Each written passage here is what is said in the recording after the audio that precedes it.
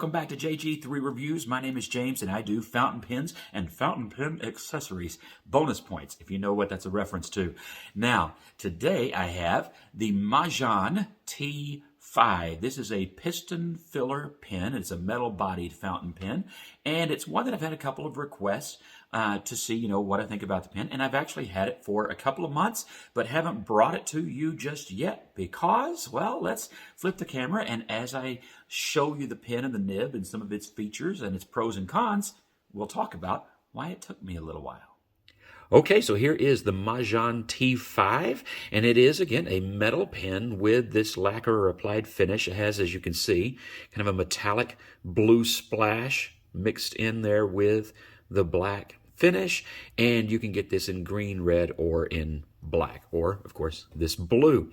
You will notice that the design mimics another pen. Doesn't do that in a way that you will ever confuse the two in the least, okay? This is just a more inexpensive pen, and it really, to me, doesn't come anywhere near that other pen. And most of the shapes that it has, frankly, are, even in that more expensive pen, they're already used on so many other pens. Good grief, who's copying who, copying who, copying who? So we have a conical plastic finial at the top. That would be one of those traits that is all over the place.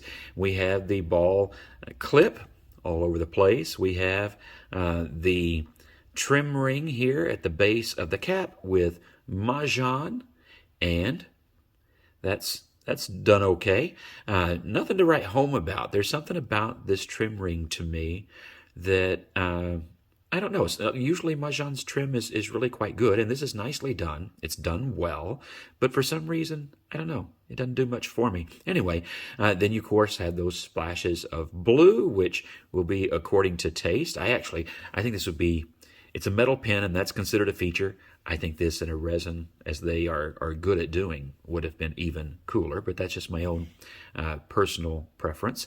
And then, of course, you have the twist knob for the piston, but I'm not going to turn that because I do already have this pen inked. Removing the cap, we get to a nice long grip section with a pronounced bell shape at the bottom, which certainly will stop you from running your hand down there to the nib. I don't know. Sometimes people, I don't know, people can have that problem, I guess. Anyway, it will stop you from doing that. And then a nicely done threads. See, those are, get that to focus, are nice and fine, not uncomfortable in the least. And of course, it's long enough you really don't get back up on those threads. The threads move pretty smoothly into what I think is a great ink window. You can definitely see your ink level when you turn the pen sideways and get a good idea of how much ink you have left in the pen. Some pens have ink windows that are nearly unusable, so this I appreciate. And then, of course, you have the rest of the barrel and that twist knob and the chrome ring here. Now, let me say this. One thing about the pen, apparently, this is either glued in or something. You're not going to be able to easily remove, maybe not safely remove, the nib and feed without possibly damaging it. So that is very much at your own risk. I found that a little disappointing because of something that I'm going to share with you here in just a moment. It also means that the pen might be a little more difficult than some piston fillers to clean. Now, I did take it apart and clean it. A little clunky getting this back together, although there's nothing that unusual about the pen. So I don't know. It just, I had several times getting the putting it back together to get that piston in just the right spot. Sometimes piston fillers, you have that issue. But I did disassemble it as much as I could at the very beginning. This does not unscrew either, so that's another limitation when it comes to cleaning. It's not as accessible as, say, a Wingsung 698 or a TWSBI Eco or something like that, or the TWSBI 580. Those are all going to be easier pens to clean, and this pen does come up into those price ranges. So, about the price of an Eco. So that's something for you to consider if you're going to be swapping inks or just cleaning the pen out and storing it and then inking it up and then cleaning it out and storing it.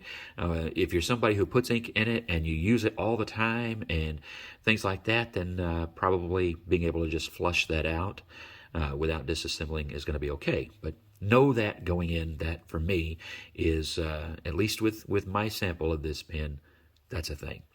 Okay, so style of the pen I like. Let's take a look at that nib, and this is where we'll get into where I had to do a little bit of work. So this is a number 6 medium steel Majohn nib. And as you can see, nicely done, nicely etched, nicely scrolled and branded, all of that. It looks fine. Pretty typical for a Majohn. Now, it does still say Moonman because, warehouses, I guess. Anyway, typical plastic feed. When we buy pens like this with standard number 6s, we often want that to be swappable, and this one is not. If you're somebody who doesn't swap nibs, then, you don't care about that part. But you will care about this. Now, you will notice it doesn't have a breather hole, and that's because you don't have to have them. But you will also notice, when you notice that the breather hole is missing, that these tines, the tolerance is incredibly tight. Let me see if I can even get this to focus better. Yes. Those tines are really, really tight. And that caused this pen, among a couple of other things, to be a dry writer. It is not an overly wet writer, as you'll see in the writing sample, even after some tuning that I did. And in fact, it was so dry that I sometimes had a hard start on the downstroke. And it was that and a need for just a little bit of tuning on the nib. So what I did is I worked this over with the brass sheets. I got those from Fountain Pen Revolution, and with micro mesh, and then it works. So this particular pen, my pen, I did have to do that work, brass sheets and some micro mesh, and now this nib is ridiculously smooth. I didn't do a lot of smoothing with the micro mesh. That's not where the bigger problem was. The bigger problem was just that those tines are so tight that for a medium pen, it's a little ink starved. But I worked on it. In fact, I also had to not only run the brass sheet here between the tines, but I actually needed to push it through here just a little bit to open up a little space for ink flow in there. Since I couldn't take it apart, I feel like maybe it needs a deeper ink channel. Did that on a Wing Sung once and turned it into a fantastically flowing pen. But this pen, it's still a little bit dry, but much, much better. I will say that I've never had this issue on any other Majohn, and never with any of their number 6 or number 5 fine nibs. So it may be something unique to the medium nib. But at this point, it is a very smooth writing pen. All right, quick size comparison. There is the Majohn T5. We'll look at some other piston filler pens similar in size range. This is the Wing Sung 698, filled, as you can see, with ruby red ink.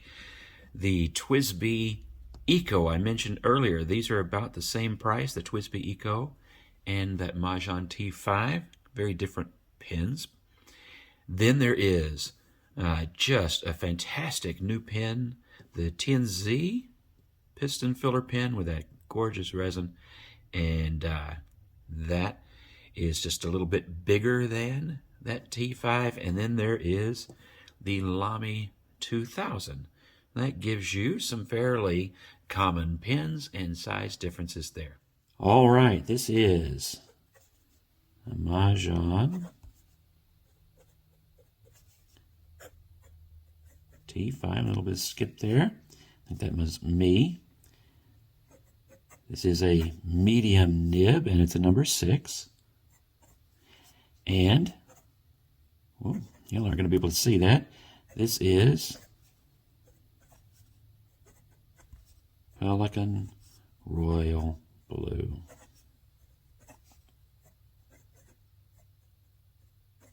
Okay, let me just do a little bit of wetness. There you go. The paper that I'm using today is the Indian paper from Walmart that I featured in a video recently. I'll put a link in the description below.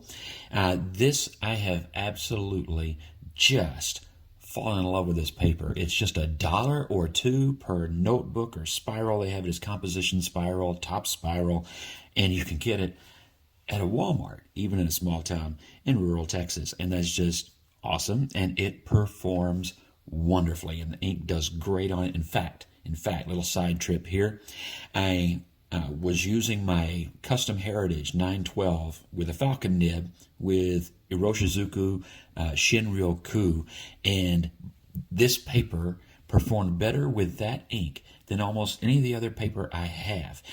Just fantastic. No bleed through, wonderful sheening and color variation. I've been very pleased. So check that video out when this one's over.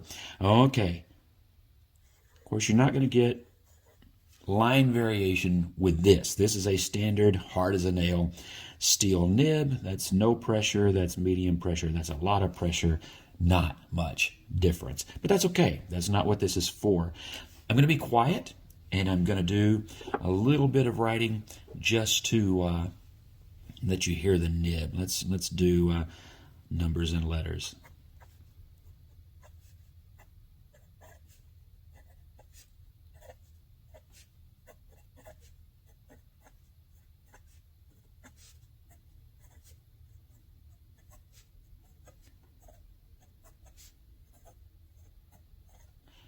Okay, so you notice, you didn't get to see the end of the numbers, that's all right.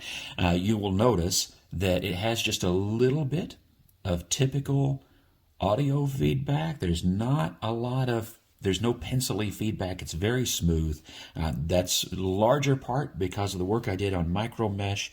And you will notice that it's keeping up pretty well. Still not overly dry, but that's a little dry. Of course, it's a dry ink too, but a little bit dry for a medium nib with a number 6. Certainly I have pens that would have done twice that with the same ink. But if I go quickly, it now keeps up. Do you see that? Look at that. Not a single skip. That pleases me. So that brings us to the pros and cons, and I'm going to keep this pretty short. Pros are, it is a well-made pen. I think the price is fair.